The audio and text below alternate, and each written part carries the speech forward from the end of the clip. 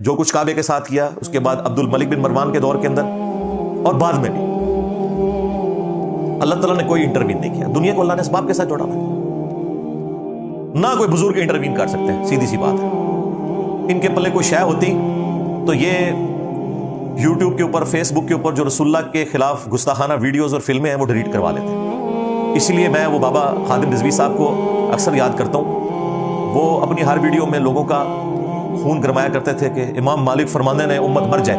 امام مالک کہتے ہیں امت مر جائے کہ نبی کی گستاخیاں ہو رہی ہیں اور امت روک نہیں رہی، اس سے بہتر ہے کہ امت مر جائے. امام مالک فرماتے تھے پھر امت زندہ کیوں ہے، پھر مر جائے ساری، پھر مر جائے ساری.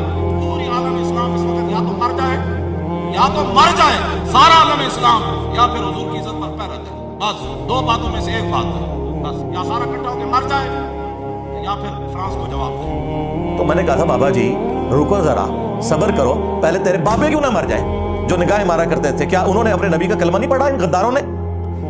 آج جب مشکل وقت آیا یہ غدار چپ کر کے بیٹھ گئے. کل تک تو یہ نگاہیں مار کے اپنے مرید بھی جلا دیتے تھے، آج ان سے یوٹیوب سے ویڈیوز بھی ڈیلیٹ نہیں ہو رہی ہیں. تو پہلے وہ غوث قطب ابدال مر جائیں جن کے بارے میں تمہارے دعوے تھے نا کہ دنیا کا نظام چلا رہے ہیں، اور سب سے پہلے وہ غوث جس کی ڈیوٹی وہاں لگی ہوئی ہے یوٹیوب کی ہارڈ ڈسک کے اوپر، وہ مر جائے کہ اس نے نبی الاسلام کی گستاخیاں ہوتے ہوئے دیکھیں اور ڈیلیٹ نہیں کروا سکا. اور کچھ نہیں کوئی کر سکتا میرے بھائی، دنیا کو اللہ نے اسباب کے ساتھ جوڑا ہے. سیدھی سی بات ہے یار. سائنس نے پرانے بزرگوں کی مٹی پلید کر دی، آج کے لوگوں کی بھی مٹی پلید کر دی. اور سب سے بڑھ کر سائنس کی برکت سے آج ہم قرآن و سنت آپ کو اسکرین پہ دکھا سکتے ہیں، اور یوٹیوب کی برکت سے آپ کے گھروں میں پہنچ جائیں گے اور آپ کو بتائیں گے کہ یہ رسول اللہ کا دین ہے اور یہ بابوں کا دین ہے. فرق بتائیں گے اس کا صلی اللہ علیہ وآلہ وسلم.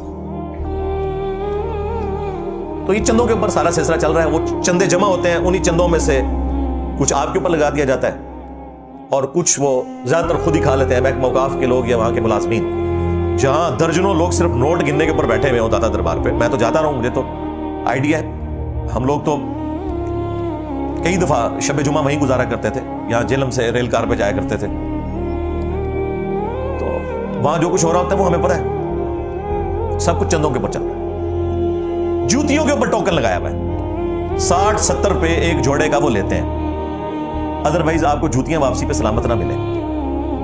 اور آپ کو یہ کہانیاں سناتے تھے کہ بزرگوں کے مزار سے کوئی چھوٹی سی چیز بھی چوری کر کے چور نکلا تو وہ اندھا ہو گیا.